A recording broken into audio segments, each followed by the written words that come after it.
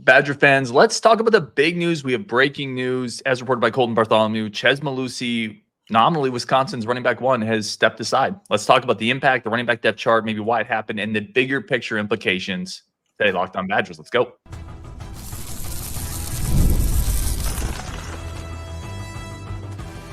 You are Locked On Badgers, your daily podcast on the Wisconsin Badgers. Part of the Locked On Podcast Network, your team every day. What is going on, Badger fans? Ryan, Justin, today's episode brought to you by FanDuel. Place your first $5 bet, you get $200 in bonus bets guaranteed. Visit FanDuel.com to get started. We have breaking news today. I want to put up the banner first. This is from Colton Bartholomew, was the first that I saw that broke this. Bartholomew noted Wisconsin program is saying that Chez is stepping away to, quote, continue rehabbing injuries that prevented him from playing to his expectation. I want to start here, Justin. Then I kind of want, there's a lot to get into here, I think. I think there's running back depth chart stuff, big picture stuff. I want to start with, I still really respect a guy who fights through a bunch of injuries. And I know from talking to running backs on the roster when I was there, this is a guy that had a lot of respect with the younger guys. And for the most part, he handled that role correctly. Now, it doesn't matter if you're not efficient on the field. But, Justin, breaking news today, that's what I want to start with, because I don't want to hear a whole bunch of, Chez slander. I just don't. We're moving on. I was down on him to start the season, and I don't have a slander. I'm not going to slander the guy, and I never had an issue with him. For the best way I can describe him is organizational soldier. It's a lot like the minor league baseball player, a guy who grinds it out and tries his butt off, but maybe just not good enough for what you're trying to do. And to his credit, Chez was not the same player he was the last couple of years. I said to Rajiv earlier today when we were talking on our show, he does not have the burst that he had previously. Yeah. And it's pretty clear. I'm like, but I was one of those people that looked at it early in the season. I'm like, he hasn't been overly effective when his skill set was there. Now it's clearly diminished. I don't know if there's something holding him back that it can come back. For his sake, I hope it does. I'd like to see him have a productive career. I don't wish ill will on the guy at all. I would love for him to have an opportunity, but he is holding the offense back right now. He's clearly not able to show the burst that is necessary. And that was one of the things I said on our show is I think the line is actually pretty good. And right now, we're not taking advantage of that with our running game, and that has to change. Yeah, it feels to me like you're right. I think you're right. And you were talking about this in the offseason, so I always try to give flowers when people were ahead of the curve about Chez maybe not being that guy this year. It feels like the burst isn't there, and because of that, he's running a little impatient. He's trying to get an earlier start on some of the cuts because he doesn't have that north and south explosiveness. So you're not seeing him read the holes as well because he's trying to anticipate more than just explode because he doesn't have that explosion. I also think, I think this is a situation where we're 4 games in and both sides can see a little bit of the writing on the wall. Yeah. And this is an opportunity for him to potentially get another year. Whereas because I know I've already had someone ask me, well, why is he leaving and why is he not just having quote unquote a diminished role?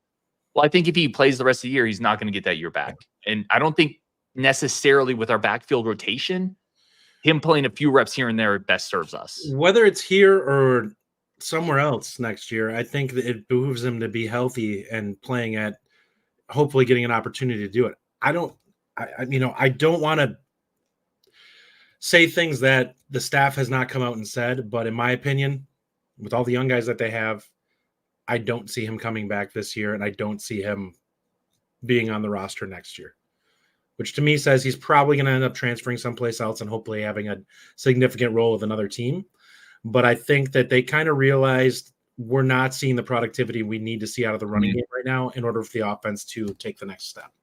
Yeah, I'd agree with that. And again, you made a really good point, not putting words into anybody's mouth, but with the young guys, you just have a hard time seeing any future there. What do you think the running back rotation looks like then?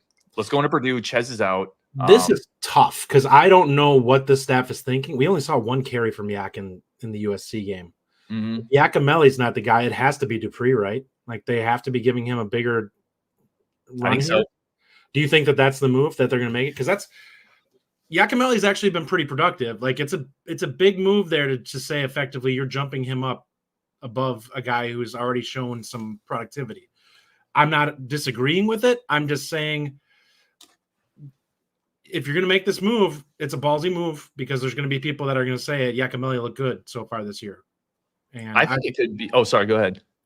Well, I was just going to say, this could blow up in your face a little bit, especially if you put Dupree in and then Yakimelli comes in spot duty and is still really good. Well, I think that might be the move. And I've been a guy championing for Yak. More carries for Yak. Please, more carries for Yak. But I think the move might be Tywee's the starter, which I was talking with Curtis today, and that's who we both said we want him to be the starter. I think Dupree's probably the 2. And then that still opens up a room to give Yak 5 carries a game, 5 touches a game, maybe. I'll ask this question. Do you think that Dupree's actually the 2? Or is this one of those situations where Tywee's the starter, but somehow it ends up being like, oh, Tywee had 15 carries, but Dupree had 18? Because I could see some of that if Dupree starts breaking some runs here and there. And he's the most dynamic out of any of the 3 guys. He's super talented. And we've talked about that since the moment we saw film on him. Here's the thing, man. I have a hard time ignoring Yak's productivity. I have a hard time seeing Tywee getting 15, Dupree getting 15, and Yak getting nothing. I think, if anything, this opens up the opportunity for Yak and Dupree. And Kevin Bargainer says Yakimelli's not one of Fickle's guys. And yet he's gotten, if you remember week 1, who was in there in the first quarter? It was Yakimelli. So I don't think that they have no faith there. And I think this might open up an opportunity where Yak and Dupree both absorb some of Chez's carries, and Tywee is the one. I would agree with that. What I will say about this, people will say that Yakimelli is not one of Fickle's guys. I don't think Fickle cares right now. He wants somebody who's going to be productive on the field. And that's kind of where we're at with this offense. They've got to find playmakers wherever they can. So Yakimelli was a guy that I didn't think was going to have the opportunity. He's busted his butt. He's gotten better. Mm-hmm. And if he's going to make plays, I don't care who's out there. I just need to see somebody get something done. I love that, Dupree's my boy. I'd love to see him be the guy. But if one of these other guys is going to do it better, I don't care. Like, Dupree can be the dude next year, and that's fine. Let me ask you this, because I think this pivots into, and then we got a bunch of people in the chat, obviously. Everybody, as always, man, appreciate y'all. I want to get your comments in here. I want to ask you this, though, because I think this pivots into maybe the biggest question here. It feels like the staff had a tough conversation, potentially. And I don't want to put out this fact, but it feels like it's a guess on our part, but it does feel like that. Like, hey, we need more out of this position, and right now you're just not capable of giving it to us, whether you're not back to where you were or whatever. And maybe that was one of those things where they kind of looked at the physicals and they're like, here, dude, this is what you were doing last year, and it's not matching up. Like, we need the guy you were last year. You're not that guy right now. And because of that, we need to move on to somebody who can give us more. Yeah. If you're connecting tea leaves, we just had this week Luke Fickle talking about we got to find a 1 and a 2 and then maybe kind of a 3. Yeah. I mean, you connect those tea leaves to running back number 1 leaving. To me, it makes sense where I give the staff a ton of credit if this is what happened, and this is not I love, like I was talking in the Discord, Chez is an incredibly easy story to root for. Like, I'm not happy to see this not work, but I think the staff is making some business decisions at this point, and they need to.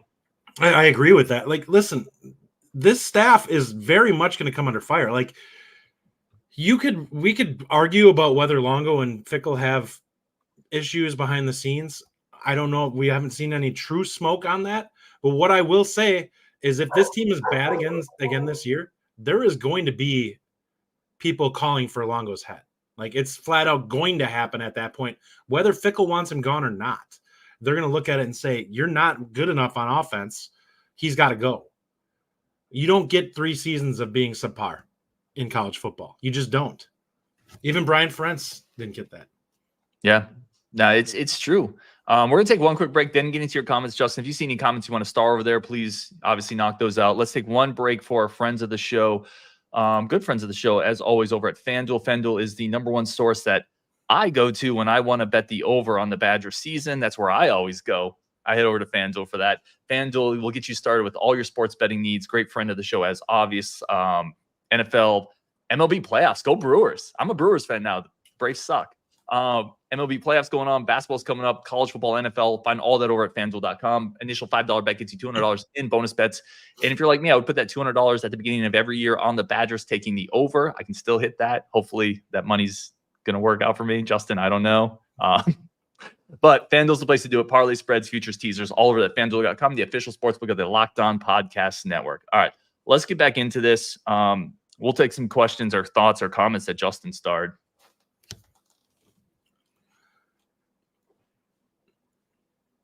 Here, I'll throw one up. From Cujo162, he's still going to be in the locker room. Listen, I would love that to be the case, Cujo. We've seen too many times with situations like this where the player just completely steps away from the team. I would love it to be the case. If that's what it does, that probably speaks to him potentially coming back next year, if that's the case. But it would not shock me if we start hearing that, yeah, he's just not around the team anymore. Like, then you'll know he's going to be transferring if that happens. And he still might end up transferring even if he is. Yeah. Like, I can see, knowing what I've been told about Chez, and I'm not going to pretend like I know Chez, but knowing what I've been told, it wouldn't shock me if both sides mutually support each other through this, and it's a good parting of ways. Mm-hmm. I want to throw this up there because this, I think, echoes a lot of what Badger fans are going to think. Zach Bartz, and appreciate you, Zach, as always, man, says, Chez definitely regressed. I want to see you step up, but I wish Chez all the best. Good dude. Injuries killed his career. Very fair statement. Is there a chance this leads to a couple carries for Dylan Jones? I was going to say, I think that's something that possibly happens out of this too. I think that when you talk about Dupree, you're probably looking at more of a combination of the two of those guys and them deciding who is developing more. Right now it's Dupree, but there could be a point in this season where Jones starts catching fire in practice and they're just like, we got to get this guy on the field. Because you and I both agree from a true bell cow running back standpoint, Jones is the guy. Like, he just has that skill set for that role. Yeah. They both bring such a unique young skill set. This is a good comment here because I was talking about this with somebody else. I think this was off air, but Will Hanna said Chez and Tyree don't have the explosion needed. The point that was brought to me, I think Curtis made this point, is it feels like Chez and Tyree kind of fill the same role in the offense. Yeah. They look like the same player almost. Like, at times I have to see who it is. And now you have an opportunity to get Dupree more carries. And Dupree is more explosive. Yak is more explosive. Like, now you can make, who's last in the Big Ten in plays of over 10 plus yards this season, Justin? We are. Yeah. Oh, I'm sure we are. I have no doubt. We are dead last in the Big Ten in plays of 10 plus yards from scrimmage. Dead last. We're 18th. Northwestern's ahead of us. That's sad. Rutgers is ahead of us. So, to Will's point, this gives us the opportunity to get more explosiveness. And I think that's a big part of what this offense has been missing. Absolutely. I will say this. One of the things that I talked about with Rajiv on our podcast was I don't think necessarily that it's guys pressing. I think the running backs, when you talk about patience, like, you like running backs to have patience, and it seems like both Chez and Tyree have that. What is lacking is the burst once they make their decision to kind of accelerate and go. Both of them seem like they're not, like, they don't have that gear to, like, hit the hole and run. Right now, it seems like they hit it and they're, like, hitting it a half step late, and it's closing again at the time they finally get to it. So they'd maybe get 2 or 3 yards where, had they hit it on time, it's 5, 6, or 7. Mm-hmm. Yeah, I agree with that. Rajiv in the chat says, crazy news, all good wishes to Chez, but wow. Does this alter your perception of where this team could head this year? Like, maybe there's a little more sense of urgency, Justin, or maybe not. Am I reading too much into that? I think there is a ton of urgency with this. I think they feel a ton of pressure, and I think some of that might be from Fickell himself, just saying, this isn't good enough. I expect better. There's talent on this roster. Get the guys involved who have it. And I think that he's one of those where the point where he's kind of like, I will not play I don't want to say nepotism, but, like, you get what I'm saying. Like, guys who are upperclassmen simply because they've been good teammates.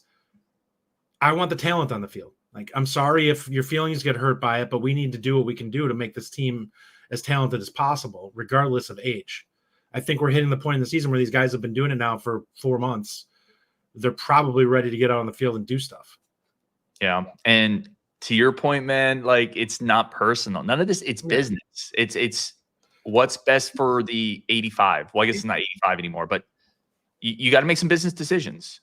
Well, there's that. And you look at it from the standpoint of, like, this is the transition we made with the whole pay for play stuff. I know we don't want to call it that, but with NIL, I think we gotten to the point now where We've seen guys who are willing to step away after 4 weeks because, well, I don't want to lose my year, so I'm going to quit on the team. I think the schools start looking at it the opposite way and saying, why are we keeping you in a role where you're not necessarily holding up your end of things? Like, if you're not producing, we now have to make business decisions that are based more on that, because we've made it a business. Like, this is what happened when you guys changed the rules and decided this isn't about us being a family and a team as much anymore. And now it's more of I want to act like a professional. Okay, well, this is how it is in the NFL too. If you're not producing to the level that you want, we're going to bump you for somebody that is. We don't get the opportunity to have, free games on this in the NFL. Guys aren't producing, they get cut. Sometimes even if they're really good. Yeah, I would say we're not necessarily, and I definitely get your point. I don't want to make the insinuation that he got cut. Like, obviously, no, definitely not. I know you're not saying that. I just, if someone snipped that could sound the wrong way. Yeah. Like the staff again, the official word is he's stepping away to manage injuries. Yes, and I believe he's banged up, like, because he doesn't look as explosive. He's had 3 years of season-ending injuries. Like, I don't care whether you've rehabbed or not. Your body is just. He probably could use 2 years where he just doesn't beat the snot out of himself the whole year. I agree. Give me a take on this one. How many carries / touches for Dupree against Purdue? Let me know in the chat too. How many does Dupree get against Purdue? 12, 13. Sound about right? Yeah, I think so. I think 12, 13, 15. Like, because your point is two things here, right? Like, I think we could smash Purdue. I've said it. That show's going to come out tomorrow. I think we can smash Purdue. If that's the case, Dupree could get a lot of those touches as we're grinding the game out.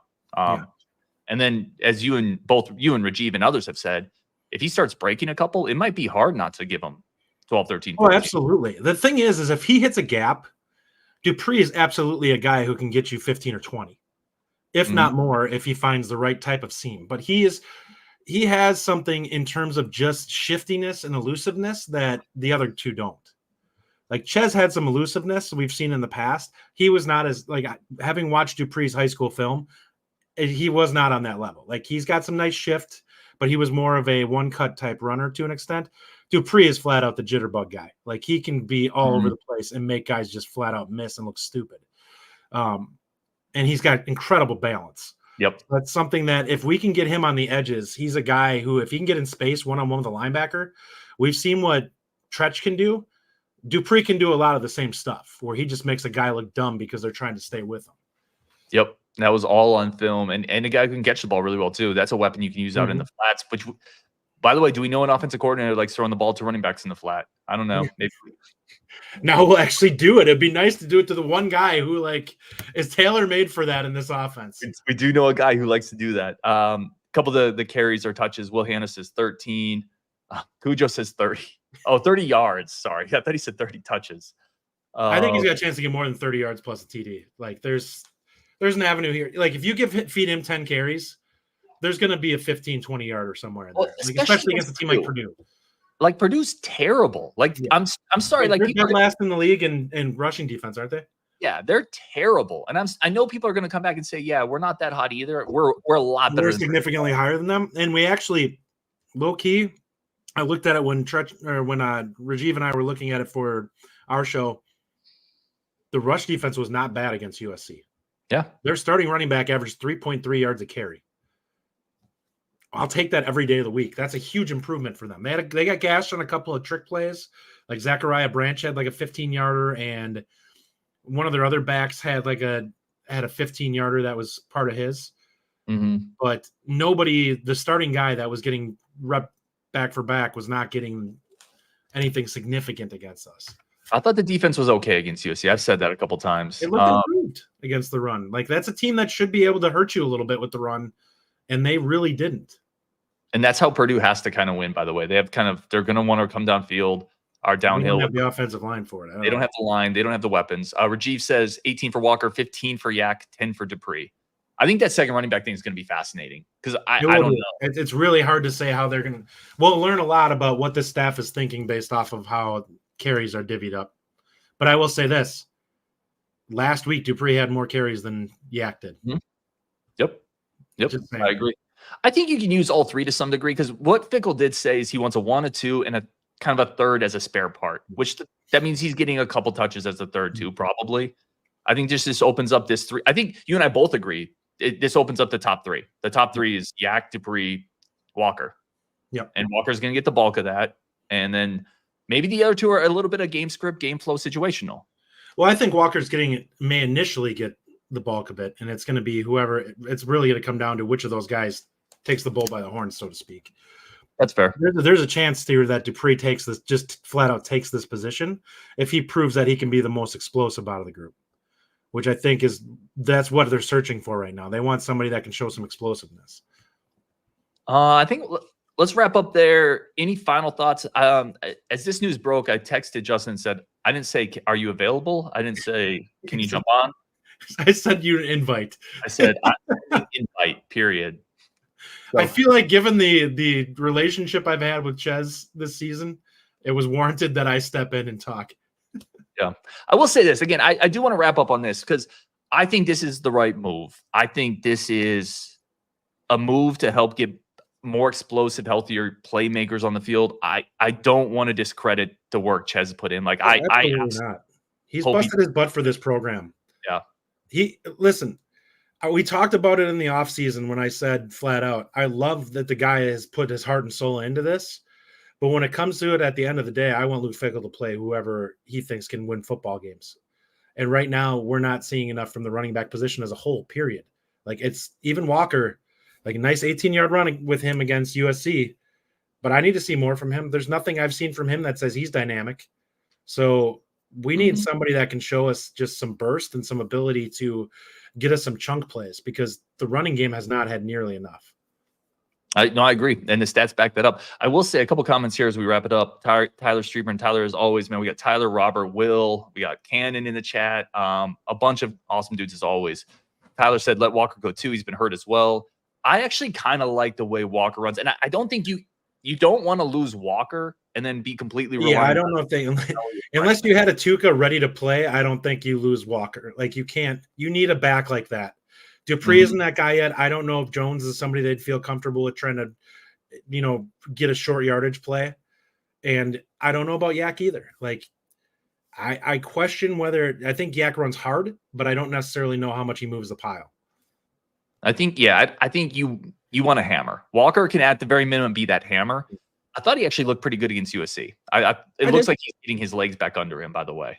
Yeah. I think he looked good in that game. I just don't know what his upside is, I guess is what it is. He feels very much like a 20 for 85 yards kind of guy. And I think when you're Wisconsin looking at it, you need to find that guy that can get you 15 for $110 out of nowhere where you're like, wow, what happened? Oh, he broke a 50-yarder. Yeah. We haven't had that in a while. Huh? Yeah, to your point, Walker doesn't really have that. No. I think maybe his upside is kind of what he did in Oklahoma last year, where he was a good number 2. Mm-hmm. And that's a valuable piece, especially a good number 2 that situationally near the goal line, 3rd and 1. I know we didn't get it in 4th and 1 with him in there, but I think that's more offensive line than him. But should we mention this real quick? Oh, hold on. I got to start one before that about the same thing. Okay. That is same guy. Donnie House says that was one I wanted to get into. Ryan, thoughts on Big Cat buying Wisconsin quarterback? For anyone who's been following on social media, Big Cat has said, I can do this. I hope there's a lot of coffee fans in Wisconsin. I can assure you that there is. Of which there's at least 2 on this show. Listen, I'll say this. I'll buy that more. I'll buy beer. I'll say that right now. Like I drink coffee every day, way more than I probably should. Where's my coffee cup? Listen, my Buckaroo Bonsai Team Bonsai coffee cup. If you're an old school movie fan, you get this movie, whatever. But I love coffee. And the more influential people that have big social media voices that want to talk about what Wisconsin needs, that want to talk about this, I think helps. Well, for sure. I think it's a good thing either way. But yeah. I look at it like this too. If you can find a deal outside of not to say I want to go outside of the collective, but if you can find somebody who's willing to front the money and just say, hey, we're willing to just go after a quarterback with this and have it earmarked towards that, that is what Wisconsin needs. Mm-hmm. Like I love what the collective's doing for the program as a whole, but when you can get a brand that you can say, we can put $750K towards a kid to come in and be this role. That's what separates things. And I would gladly go ahead and, if it's something that coincides with something that I enjoy already, put money into that and say, sure, I'll spend money. I'll go pay an extra couple bucks for the bag of coffee that I'm getting versus something else if it's going to push us in the right direction for this. And I think that is something that we could probably pull it off of. That's something I'm okay with them doing. Yeah, the one here, and this is the thing that's in my head though, and I want your take on this. And this is very more theoretical than any shot at, certainly no shot at Big Cat or anything like that. But so Big Cat basically said, people got to be ready to buy a bunch of coffee. To me, isn't that just kind of like, well, I could just send my money to the collective then too? I mean, if they're just relying on fans just spending money, how is that really different than me just donating to the collective? So here's my thought on that. When you put it in the collective, you don't get to say this goes to whoever, unless you're working through their what do you call it? They have like their kind of you're talking about the marketplace almost thing where you can work with players. You have more control over this if it's a brand. Now, I will admit this. I'm not doing anything until I know for sure this is going to happen. Big Cat's putting his money where his mouth is on this and saying this. Nobody's going to be more pissed off and who negatively send stuff out there with Wisconsin fans if we find out that he's saying all this and he's just, blowing smoke. Because I'm not going to be happy. I know you're not going to be happy. It'll be one of those things where it's like all this talk and all you were doing was getting to cheaply bump their sales. That would really irritate me. I can't imagine he would do that though. I don't think so, but it's one of those things that until I see where is this going towards? Yeah. Because if you're talking to the staff and this is something we're going to do, I want to see the guy you're targeting now. Let's see this. Because I can tell you right now, the quarterbacks that we've been chasing so far, I haven't been overly impressed with. And that's no knock on the players that they have been recruiting. But when we look at this, and you and I have always talked about this, I want to see physical tools. Because you miss way too often trying to figure out whether a guy can process or not in high school. You just do. So I want the highest level of physical tools that I can get from a kid out of high school to start at. And if the processing comes along with it, then you've got a freak. But if you don't, and he's mediocre at processing, guess what? You still have really advanced physical tools that are something you can get by with. If the guy has mediocre physical tools and he ends up being mediocre at processing, he's not even going to start for you. He's probably going to end up disappearing. He's going to be like a lot of quarterbacks we've gotten. Yeah. A lot of quarterbacks throughout the country. Yeah. Matthew Anderson said, Big Cat bleeds Badgers. I have no doubt. I have no doubt either. I'm more just wondering about, I guess, the difference between buying a product that then funds NIL versus just giving money to NIL. I think it's the transparency for me. It's I don't know how this is happening. With Varsity, we knew exactly how much was going towards the buying beer. I buy this, it's $10, 20% of that's going to the NIL collective. What's going to happen with this coffee company? There's too many. I guess it's not me saying I don't believe that he's going to do this. But what my point is we need some clarity on what it means for this to actually be happening. Because if this is one of those things where I buy a bag of coffee and $2 of it goes towards that, well, they're going to be making a lot of money off of coffee from me. Yeah, I'm going to buy all sorts of coffee. I'll probably go through 3-4 bags a month, if not more, depending upon how big of a bag it is. And listen, like I said, big picture, this is all good. It's raising awareness for something we need to be better at. We need to be more competitive. We need money to get a quarterback. Listen, this is not a secret. Look at how much money Cam Ward got. Look at Tennessee's quarterback, Nico. I forget the last name. Geez, it's blanking me. But he had an $8 million NIL deal, Justin. Yeah, but we're not getting on that level. Let's just be honest. What we can do is we can get a guy that's a 4-star that has some tools. My point is you need money to get the quarterbacks at this point, unless you're finding them in the high school and developing them. I'll let you read this one here.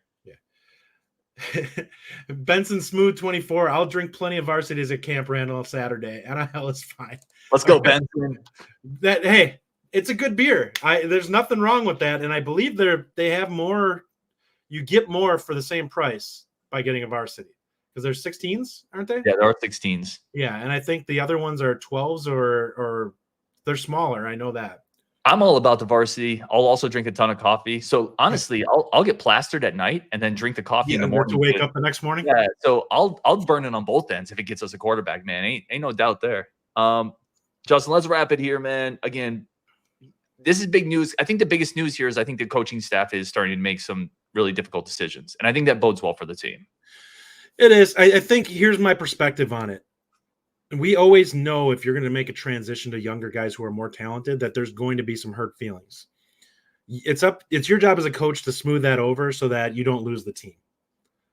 And too much change can cause that. And I think that this is what's happening kind of with the remainders of the Paul Chryst guys, because I think there was a lot of apprehension with the new coach coming in.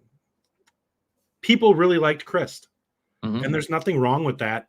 But what it does is it makes it harder for the new staff to come in and make decisions without having to worry about things exploding. Somebody was talking about how other teams that normally have a coaching change, the program's just worse. So you get kids that are hungry to win. Kansas was one of those with Leipold. They had been bad for so long that you had a bunch of players that were just ready to have somebody lead them to being productive and being good again. And that's kind of what's happening with Wisconsin, is they were kind of in no man's land there. Guys had some experience of being they may have been the young guys on the teams that were last good at Wisconsin. So they're like, well, we didn't need this change. But we were headed in this direction where the staff has to look at it and be like, we need to get back to playing the best possible guys. But we also can't afford to have all our upperclassmen revolt on us and be upset that guys that they've been in the trenches with getting dropped. They have to be able to see it, that these guys are better. No, I think it's a good point. We will wrap it there. He is Justin. I am Ryan. Bunch more content coming up. Beat Purdue this weekend. Be interesting to see what the running back rotation looks like on Wisconsin.